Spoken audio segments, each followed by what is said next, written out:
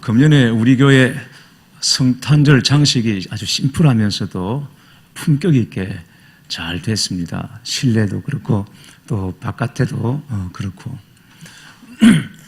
지난 수요일에 동부경찰서 성탄 축하 예배 우리 교회 주관으로 드렸는데 예배 마치고 난 다음에 목사님들이 앞으로 동부경찰서 성탄 축하 예배는 부산제일교회가 그냥 맡고 다른 교회들이 그냥 돕는 걸로 했으면 좋겠다. 어떻게 그렇게 잘 준비했냐. 순서지 하나도 그렇게 함부로 하지 않고 어떻게 잘 준비했냐. 이 동구에 있는 목사님들이 절기가 되면 꼭 우리 교회 앞으로 이렇게 지나간답니다. 이번에는 어떻게 장식을 했는지, 현수막을 어떻게 달았는지 꼭 이렇게 둘러보고 간다고 하는 얘기를 들었습니다. 우리 교회가 어떻게 하는지 그 사이트를 좀 가르쳐 주고 싶었지만 또 이게 영업 비밀 아닙니까? 그래서 말은 안 했습니다. 참 잘했습니다. 장식을 참 잘했고 성탄의 분위기를 느낄 수 있게 해주셨습니다. 교회들마다 거리마다 성탄 장식이 빛나고 있습니다. 백화점 성탄 장식은 정말 화려합니다. 구열을 꾸며놨는데 찬란한 맨션처럼 그렇게 꾸며놓았습니다. 남포동에 나가면 지금 크리스마스 트리 축제가 한창일 텐데 아마 저녁에 나가보시면 딴 세상이 되어 있을 것 같습니다. 저도 나가보지는 못했습니다만 그럴 것 같습니다. 그러나 원래 성탄절 이야기는 그렇게 슬픈 이야기, 기쁜 이야기가 아니라 오히려 슬픈 이야기입니다. 예수님의 모친 마리아가 예수님을 잉태했습니다. 그 사실을 알게 되었을 때 마리아의 마음이 어땠을 것 같습니까? 누가복음 1장에 보면 마리아가 자신의 몸에 예수님이 잉태하셨다는 소식을 듣고 하나님을 찬양하는 내용이 나옵니다. 내 영혼이 주를 찬양하며 내 마음이 하나님 내 구주를 기뻐하였음은 그의 여종의 피천함을 돌보셨습니다. 이제 후로는 만세에 나를 복이 있다 일컬으리로다. 이렇게 하나님을 찬양합니다. 그러나 사실은 마냥 기뻐할 일이 아닙니다. 누가복음 2장에 넘어가면 이 마리아가 잉태하고 있다가 예수님을 낳고 난 다음에 경건한 노인 시몬이 찾아와서 이 마리아를 향하여 예언하는 이야기가 나오는데 이렇습니다. 누가복음 2장 35절에 보면 칼이 내 마음을 찌르듯 하리니 그랬습니다. 예수님을 잉태하여 낳은 것이 복 있는 일이지만 그러나 그것은 마리아에게 칼이 찌르는 것 같은 현실이 될 거라고 예언을 했습니다. 마리아는 요셉과 정혼을 하고 난 다음에 결혼에 대한 행복한 단꿈에 젖어 있었습니다. 그런데 아직 결혼하기 전에 자신의 몸에 아기가 생긴 것입니다. 여러분, 이렇게 아이를 낳고 싶은 여자가 어디 있겠습니까? 이스라엘 전통에 결혼하지 않는 여자가 아이를 가졌다는 것은 딱 세 가지 길밖에 없습니다. 돌에 맞아 죽거나 평생 혼자 살거나 아니면 거리의 여자가 되어서 살 수밖에 없는 거죠. 다른 길은 전혀 없습니다. 당시 16살 정도 되었을 마리아로서는 감당이 너무 무거운 짐입니다. 너무 어려운 일입니다. 남자 성도 여러분, 요셉의 입장을 한번 생각해 보십시오. 자기와 정혼한 약혼한 여자에게 자신의 아기가 아니라 다른 아기가 생겼습니다. 어떨 것 같습니다. 상상하기 참 어려운 일이지만 그러나 여러분 짐작해 보십시오. 결혼을 약속한 여자에게서 아기가 생겼어요. 내 아기가 아니에요. 그때 어떨 것 같습니까? 요셉은 조용히 마리아와의 관계를 정리하려고 했습니다. 어릴 때 학교 다닐 때 국어책에 나왔던 것 같던데 김동인의 단편 발가락이 닮았다라는 작품이 있습니다. 혹시 여러분 줄거리를 기억하십니까? 32살 총각 M이라는 총각이 있는데 결혼을 했습니다. 당시로서는 32살이면 늦은 나이이죠.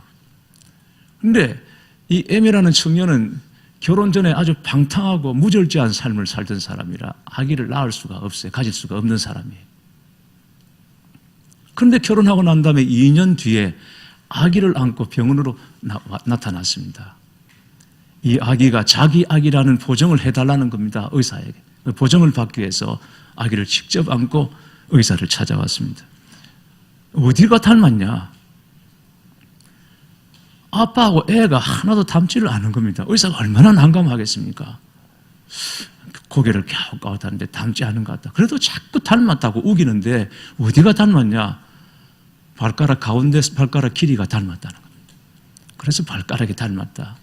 이 이야기인데 이 M이라는 남자는 아내의 부정을 알고 그것을 의심합니다. 그러면서도 애써 그것을 사귀려고 하는 남자의 아픈 심리를 그린 작품이 바로 발가락이 닮았다인데, 사람이 느끼는 감정 중에 가장 아픈 것이 배신의 감정입니다. 그것도 믿었던 사람들로부터 배신을 당할 때 그 아픈 감정은 평생 가는 거거든요. 요셉은 마리아의 부정을 의심할 수 있었고 또 그랬을 거라고 생각합니다. 사실을 받아들이기까지 요셉의 마음이 얼마나 힘들었겠습니까? 아마 마리아가 잉태했다는 사실을 가장 먼저 들은 사람은 어머니였을 것입니다. 우리 여성로님들, 어머니들 한번 생각해 보십시오. 마리아의 심정을, 이 어머니의 심정을 이해할 수 있겠습니까? 딸을 가진 어머니의 심정은 뭐 옛날이나 지금이나 문화 관습을 넘어서 다 똑같습니다.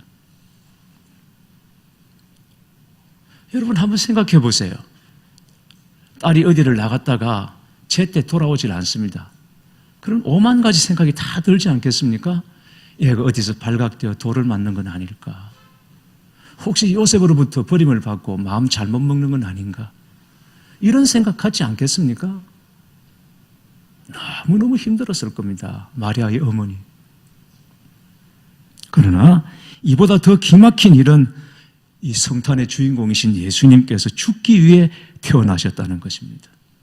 예수님은 나셔서 누울 곳이 없어서 마구간 구유에 누우셨습니다. 가난한 목수의 아들로 태어나셨습니다. 태어나자마자 살해 위협을 받으시고 피난길에 올라야 했습니다.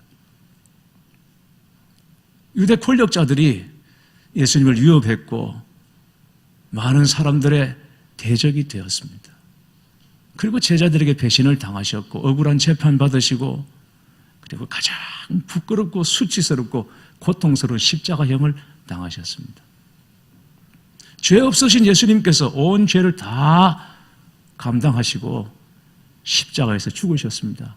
죽기 위해서 태어나신 예수님, 그러니까 예수님 탄생 이야기는 너무너무 더도 없는 슬픈 이야기입니다. 그걸 우리가 모르지 않습니다. 그걸 잘 알고 있음에도 불구하고 우리는 기쁘다, 구주 오셨네 라고 그냥 시도 때도 없이 찬양을 하고 있지 않습니까? 이유가 무엇입니까? 그것은 바로 이 이야기가 우리를 위한 구원의 이야기고 우리를 사랑하시는 하나님의 사랑 이야기이기 때문에 그렇습니다. 그렇기 때문에 가장 슬프면서도 가장 기쁜 이야기가 성탄절 이야기입니다. 슬퍼서 오히려 더 기쁜 이야기가 되는 것입니다. 예수님께서 마구간 구유에 나셨는데 왜 예수님께서 마구간에 오셨습니까? 왜 구유에 나셨습니까? 마리아와 요셉이 선택한 것이 아닙니다. 물론 당시 로마 황제가 명령을 내렸습니다. 호정령을 내렸습니다. 이건 세금을 더 거두기 위해서. 그리고 그때가 마침 명절이어서 막 귀성인파로 베들레헴이 막 붐볐기 때문에 방을 구할 수 없었다라고 볼 수도 있지만, 그러나 여러분, 하나님이 하시자면 그 방 하나 못 구합니까? 방을 하나 못 만드시겠습니까? 말씀 한마디로 천지를 지으신 분께서 그 막사 하나, 여관 하나 못 구하시겠습니까? 하나님이 하시자면 왕궁의 내실까지도 준비하실 수가 있습니다. 그런데도 불구하고 하나님께서 그렇게 하지 않으시고 마구간 구유에 예수님이 나게 하셨습니다. 하나님께서 그렇게 하신 것입니다. 왜 그렇습니까? 이 마구간 구유가 바로 우리의 현실이고 우리의 모습이고 우리의 부끄럽고 연약한 모습이기 때문입니다. 바로 그곳에 주님이 오셔야 했기 때문이죠. 본래 사람은 하나님의 형상으로 지음을 받아서 모든 사람에게는 하나님의 아름다움이 있고 하나님의 존귀함이 있습니다. 그런데 죄가 들어와서 하나님께 불순종하고 죄를 범함으로 사람들 안에 있는 하나님의 아름다움과 존귀함이 사라져 버렸습니다. 그리고는 죄가 주장하는 것입니다. 죄의 종노릇하며 살고 말았습니다. 여러분, 죄가 절대 모호하지 않습니다. 죄의 힘이 모호하지 않습니다. 죄는 권세를 가졌고 이것은 실제적입니다. 가장 끊기 어려운 것이 죄의 권세입니다. 사람이 스스로 끊으려고 아무리 노력해도 끊을 수 없는 것이 죄의 권세입니다. 세상에서 가장 무거운 것이 죄의 짐입니다. 어떤 사람도 이 죄의 짐은 스스로 벗어버릴 수가 없습니다. 빠져나올 수가 없습니다. 만약 그럴 수 있다면 예수님께서 이 땅에 오실 이유가 없겠죠. 예수님께서 십자가 지실 이유가 없겠죠. 스스로 끊을 수도 없고 벗어버릴 수도 없는 것이 죄의 힘입니다. 권세입니다. 바로 이 죄의 힘을 끊어버리고 죄의 짐을 벗겨주시기 위해서 예수님께서 오셨습니다. 이 문제가 해결이 안 되면 사람은 평생 죄의 짐을 지고 허덕이다가 멸망할 수밖에 없습니다. 잘났다 못났다 아무 소용없습니다. 건강하다 약하다 이것도 아무 의미 없습니다. 결국은 죄로 다 죽게 되어 있습니다. 빨리 죽거나 늦게 죽거나 가난하게 죽거나 부자로 죽거나 건강하게 죽거나 병들어 죽거나 결국은 죄로 멸망할 수밖에 없는 것이 사람의 운명이죠. 이 끊을 수 없는 운명을 벗겨주시기 위해서 예수님께서 마구간 구유에 직접 찾아오셔서 이 죄의 권세, 죄의 짐을 끊으시고 벗겨주신 줄 믿습니다. 구약성경 레위기 16장에 보면 아사셀을 위한 염소라는 특별한 제물에 관한 이야기가 나옵니다. 이스라엘 속죄일에 제사장이 염소 2마리를 택합니다. 제비 뽑아서 한 마리는 그 자리에서 바로 죽여서 번제로 삼고 그리고 한 마리는 제사장이 염소 머리 위에 안수를 합니다. 제사장이 염소 머리 위에 안수를 하는 것은 백성의 죄를 양에게 다 전가시키는 것입니다. 안수함으로 이 미물인 염소 한 마리는 온 백성의 죄를 다 떠안게 됩니다. 그리고는 광야로 끌고 가서 사람들의 인적이 없는 곳에다 이 염소를 풀어놓습니다. 자, 여러분, 인적이 없는 깊은 광야에 가서 염소를 풀어놓으면 어떻게 될 것 같습니까? 바로 먹잇감을 노리던 맹수가 그 염소를 잡아먹습니다. 이 염소를 아사셀을 위한 염소라고 말합니다. 레위기 16장 21절에 보면 이렇게 말씀합니다. 아론은 그의 2 손으로 살아있는 염소의 머리에 안수하여 이스라엘 자손의 모든 불의와 거품한 모든 죄를 아뢰고 그 죄를 염소의 머리에 두어 미리 정한 사람에게 맡겨 광야로 보낼지니. 네, 여러분, 여기 보면 미리 정한 사람이라는 이야기가 나와요. 그 염소를 끌고 갈 사람을 미리 정해둡니다. 이 사람이 제사장이 안수한 다음에 염소를 끌고 광야로 들어가는데 이 미리 정한 사람만큼 염소의 운명과 마지막에 대해 적나라하게 지켜보는 사람이 없습니다. 이 미리 정한 사람은 염소를 끌고 가면서 자기가 끌고 가는 이 염소가 곧바로 어떻게 될지 그 운명을 알고 있습니다. 어떻게 죽을 것인지 다 알고 있습니다. 비록 말 못하는 짐승이지만 이 짐승이 백성의 죄를 다 떠안고 있구나. 그래서 이 짐승이 대신 죽는구나. 온 백성의 죄를 다 뒤집어 썼다고 하는 것은 곧 내 죄까지 이 미물인 짐승이 떠안고 가는 것이구나. 이런 생각을 하면서 더 깊은 산속으로 들어갑니다. 더 깊이 들어갑니다. 그리고는 이제 사람들이 접근할 수 없는 곳에 이르렀을 때 염소를 풀어놓습니다. 풀어놓고는 이 미리 정한 사람은 자기가 갔던 길을 되돌아오는 것입니다. 그런데 돌아서서 몇 발자국을 옮기는 바로 그 순간에 귀를 찢는 듯한 염소의 울음소리가 들려옵니다. 조금 전 자신이 끌고 왔던 염소입니다. 풀어놓고 돌아서자마자 맹수들이 덮쳐서 그 염소를 물어 죽이는 것입니다. 맹수들에게 찢겨 죽어가는 염소의 울음소리가 이 사람의 귓전을 때립니다. 그 순간 미리 정한 이 사람만큼 죄를 무섭게 실감하는 사람이 없습니다. 그리고 죄의 결과가 어떤지 이 사람만큼 무섭게 깨달은 사람이 없습니다. 가슴을 찢는 듯한 염소의 울음소리가 귓전을 떠나지 않습니다. 그는 돌아오는 내내 생각하지 않겠습니까? 누군가 자신을 대신하여 죽는다는 것이 어떤 것인지 그걸 생각하는 것입니다. 염소가 맹수에 찢겨 죽어가는 모습을 멀리서 지켜보아야 했던 이 사람은 어쩌면 가장 비참한 사람일 수 있습니다.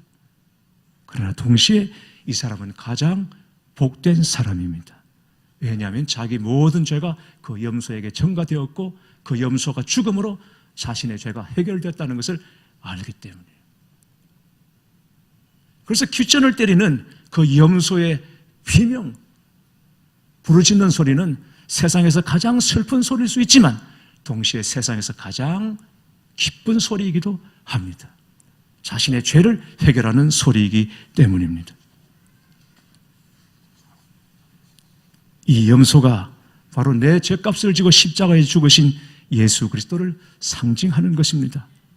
그래서 예수님의 탄생 이야기는 앞에서 말씀드린 것처럼 가장 슬픈 이야기지만 동시에서 세상에 어디에든 찾을 수 없는 가장 기쁜 소식, 굿뉴스, 바로 복음이 되는 줄 믿습니다. 이 믿음을 가지고 이 주님을 만난 사람은 더 이상 죄의 권세에 끌려서 살아가지 않습니다. 죄를 이기신 주님을 만난 사람은 이제 더 이상 세상의 지배를 받지 않고 주님의 직접적인 다스리심을 받게 되는 것입니다. 주님이 다스려 주시고 주님이 주장하십니다. 죄가 주장하는 것이 아닙니다. 그리고 핍박도, 환난도, 시험도, 권고도 그 모든 것도 구원하신 사람에게서 그 하나님의 사랑에서 절대 끊을 수가 없습니다. 왜냐하면 구원주 되시는 예수님께서 강한 손으로 붙잡아 주시기 때문에 그 어떤 핍박이나 환난이나 권고 이 모든 것들도 그리스도의 사랑에서 끊어낼 수가 없습니다. 그리고 예수님을 주로 모신 사람은 비록 자신의 처지와 형편이 마국간 같고 구유 같을지라도 나의 어떠함이나 세상의 어떠함이 아니라 주님이 내게 오셨음으로 인하여 그 자리가 가장 보배롭고 존귀하고 영광스러운 자리가 될 수도 있다는 것을 여러분 아셔야 합니다. 내 어떠함이 아닙니다. 세상의 어떠함이 아니라 주님이 거기 계시기 때문입니다. 주님이 나와 함께 하시기 때문입니다. 보배로운 주님, 존귀한 주님이 함께 하시고 영광스러운 주님이 거기 계심으로 인하여 그 구유가 마국간이 영광스러운 자리, 보배로운 자리가 되는 것입니다. 이 믿음을 가지고 살아가는 사람들의 이야기가 지금도 곳곳에서 들려오고 있습니다. 무엇보다 중국에서 이 소식들이 들려오고 있습니다. 지금 중국 기독교 상황이 심상치 않습니다. 우리의 중보가 필요합니다.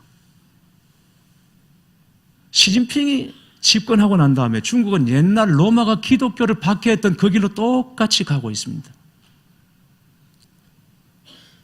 시진핑 주석이 마음을 바꾸지 않는다면 저는 그 결과가 대단히 참담하리라고 보고 있습니다. 왜냐하면 그건 역사가 가르쳐주는 일이기 때문입니다. 하나님을 대적해서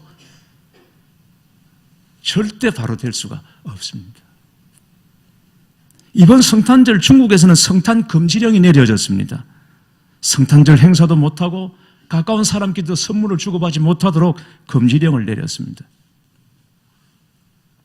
이미 수천여 교회가 강제적으로 십자가가 철거를 당했고 그리고 지난 12월 9일에 이른비 언약교회라는 이 교회에 공안이 들이닥쳐서 목사, 장로, 성도들 100여 명을 강제로 끌고 가버렸습니다. 지금 그들이 어디에 있는지도 모릅니다. 설령 안다고 해도 교회로서는 할 수 있는 일이 아무것도 없습니다. 왜냐하면 너무 약하기 때문입니다. 힘이 없기 때문입니다. 그 권력 앞에, 권세 앞에 힘이 없기 때문입니다. 다만 환난 중에도 주님이 그들과 함께 하실 줄을 믿고 기도할 뿐입니다. 그런데 끌려간 중에 남아있는 사람들이 있는데 그 이른비 언약교회에 남아있는 사람들 중에 리잉창 장로라는 분이 계신데 이 리잉창 장로님이 사태가 일어난 다음날 10일 날 이런 기도 제목을 올렸는데 번역한 것이 나와 있습니다. 좀 긴 내용이지만 여러분께 말씀드리겠습니다. 이유는 아시고 기도 좀 해달라고. 주님께 감사합니다. 그분은 2018년이 곧 마무리되는 이 시점에 이번 12월 9일에 큰 핍박을 우리에게 상으로 주셨습니다. 그리고는 베드로전서 4장 12절에 14절 말씀으로 성도를 권면합니다. 사랑하는 자들아, 너희를 연단하려고 오는 불시험을 이상한 일 당하는 것 같이 이상히 여기지 말고 오히려 너희가 그리스도의 고난에 참여하는 것으로 즐거워하라. 이는 그의 영광을 나타내실 때에 너희로 즐거워하고 기뻐하게 하려 함이라. 너희가 그리스도의 이름으로 치욕을 당하면 복 있는 자로다. 영광의 영 곧 하나님의 영이 너희 위에 계심이라. 그리고 이렇게 고백합니다. 우리가 주님의 인정을 받음에 감사드립니다. 주님께서 그분의 참된 말씀으로 우리를 기르셨음을 감사합니다. 주님께서 과거의 어려움 날들을 통해 우리를 훈련시키신 것에 감사드리고 오늘의 핍박을 통해 우리를 깎으심에 감사합니다. 이어지는 하루 이틀이 어떨지, 이어지는 한 주간에 무슨 일이 일어날지 우리는 모릅니다. 그러나 이날들은 다 주님의 손에 있습니다. 그분이 이슬을 응집시켜 서리가 되게 하시고 비를 내리시고 눈이 되게 하시며 혹독한 추위에도 매화 향기가 도처에 퍼지게 하는 것 같이 우리는 주님의 손 안에 있습니다. 만약에 우리가 고난으로 인해 복음의 향기를 뿜어낼 수 있다면 이는 얼마나 좋은 일입니까? 사랑하는 형제 자매 여러분, 우리는 아마도 큰 핍박을 새로운 일상으로 받아들여야 할지 모르겠습니다. 우리는 어떻게 대응해야 할까요? 장로의 회의에서 준비한 안에 따라 몇 가지 일을 진행할 것입니다. 그리고 행동 지침을 내놓았습니다. 첫째, 우리는 목사와 장로가 석방되기를 기다려야 할 것입니다. 만약에 48시간이 지나도록 왕이 목사가 석방되지 않는다면 아직 자유 중에 있는 장로가 전에 정한 바와 같이 순서대로 교회가 다음 걸음을 갈 수 있도록 해야 할 것입니다. 둘째, 어찌되었든 이른비 언약교회는 중국 가정교회의 십자가 길이라는 아름다운 영적 전성을 지켜갈 것입니다. 우리는 종교국에 등록하지 않을 것이며 삼자교회는 더더욱 가입하지 않을 것입니다.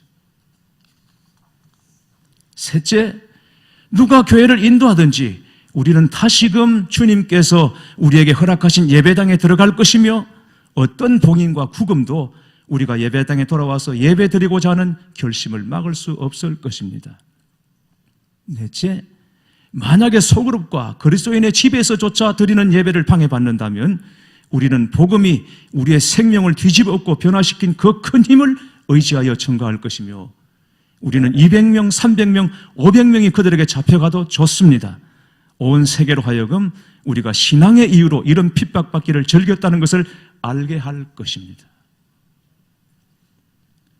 그리스도는 주 은혜의 왕이시니 십자가를 지고 복음을 흥황케 하자. 이는 이른비 언약교회가 주님으로부터 받은 비전입니다. 우리는 모든 사람이 이 비전을 얻고 소중히 여기며 실천하고 살아내기를 바랍니다. 이런 기도 제목을 교회에 보내왔습니다. 중국어를 한글로 번역한 것을 제가 읽었습니다. 사랑하는 교회 여러분, 대단히 어려운 처지에 처했습니다. 그런데 여러분, 이 사람들이 불쌍한가요? 이 사람들이 처량하게 보이고 구차하게 보입니까? 그렇지 않습니다, 여러분. 이 기도 제목에는 승리가 지금 보이지 않습니까? 세상을 이긴 자의 승리, 그 분위기가 지금 보이지 않습니까? 누가 이런 기도를 함부로 할 수 있습니까? 의지로 할 수 있습니까? 아닙니다. 살아계신 주님이 함께 하시는 자만이, 그런 교회만이 이런 승리를 가질 수가 있는 것입니다. 중국 교회는 지금 말하자면 구유에 있고 마국간과 같을지라도 중국 교회는 초라하지 않습니다, 여러분. 구차하지 않습니다. 구질구질하지 않습니다. 진짜 성도, 진짜 교회를 보여주고 있습니다. 왜 그렇습니까? 거기 주님이 계시기 때문입니다. 주님을 만난 사람은 이런 승리를 갖게 되는 것입니다. 그래서 주님이 우리의 어려운, 약한, 부끄러운 현실 가운데로 오신 것이에요. 아프리카 선교사 리빙스틴을 여러분 잘 아시죠? 리빙스틴 선교사가 아프리카 정글에서 16년간 사역을 하고 난 다음에 고국 영국으로 돌아와서 글라스고 대학에서 연수를 했습니다. 아프리카 말라리아 각종 풍토병들, 그리고 그 당시만 해도 식인종이 있었던 그곳에서, 문명이 전혀 닿지 않은 그곳에서 사역하는 중에 걱정한 고국의 후배 탐험가 선교사들이 찾아가서 이제 제발 가자고, 이 정도 했으면 됐으니까 이제 돌아가자고 부탁을 했을 때 리빙스턴은 거절했습니다. 내 부르심이 다하기까지 나는 여기를 나갈 수 없다. 그래도 걱정이 돼서 1년 뒤에 탐험대를 구성해서 리빙스턴을 찾았을 때 가장 깊은 곳에 한 오두막에 리빙스턴이 무릎을 꿇고 손을 깍짓고 기도하는 모습으로 세상을 떠난 모습이 발견이 되었습니다. 사명을 마치고 그렇게 영광스럽게 기도하는 중에 하나님의 부르심을 받았는데, 이분이 사역하다가 16년 만에 돌아와서 대학에서 연설을 할 때 한 사람이 질문했습니다. 당신은 어떻게 그 고독한 환경에서 16년간을 견딜 수 있었습니까? 그때 선교사님이 대답했습니다. 그것은 주님의 두 마디 약속 때문입니다. 첫째는 요한복음 14장 18절, 내가 너희를 고아와 같이 버려두지 않고 너희에게로 오리라는 약속의 말씀이 있었고, 둘째는 마태복음 28장 20절, 내가 세상 끝날 때까지 항상 너희와 함께 있으리라. 이 두 약속을 제게 주셨기 때문에 저는 이곳에 있을 수 있었습니다. 사랑하는 교회 여러분, 비록 우리의 현실이 마구간이고 구유일 수 있습니다. 그걸 뭐 부정한다고 부정이 되는 것이겠습니까, 여러분? 그런데 그곳에 주님이 오시면 가장 영광스러운 하나님의 처소가 되는 것입니다. 가장 존귀한 하나님의 처소가 되는 것입니다. 문제는 하나님이 계시느냐? 끝까지 우리와 함께 하시는 하나님이 계신다면 우리는 어떤 상황 가운데서도 이기되 넉넉히 이길 수 있는 자들입니다. 왜냐하면 주께서 피로 우리를 구원하셨기 때문입니다. 우리를 지키시는 자이기 때문입니다. 이번 성탄절기에 그 주님을 다시 만나실 때 뜨겁게 만나시고 분명하게 만나시기를 바랍니다. 이 주님과 함께 동행하시고 승리하시기를 주님의 이름으로 축원합니다.